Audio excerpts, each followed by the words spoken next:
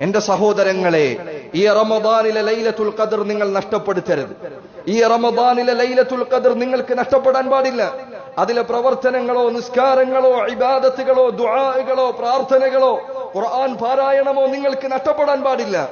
ആ രാത്രിയുടെ നന്മകൾക്കു പകരമായി ദുനിയാവിലെ ദീനാറുകളോ ദിർഹമുകളോ നിങ്ങൾ പകരം വെക്കരുത്.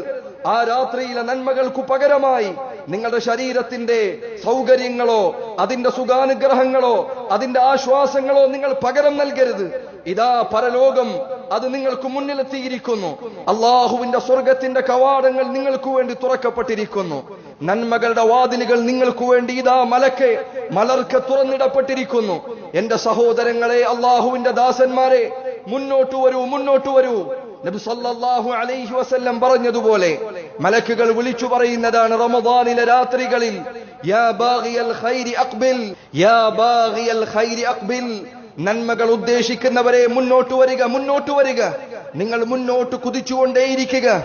വയാ ബാഗിയൽ ശർരി അഖ്സിർ. തിന്മകൾ ഉദ്ദേശിക്കുന്നവരെ നിങ്ങൾ പിടിച്ചു വെക്കുക.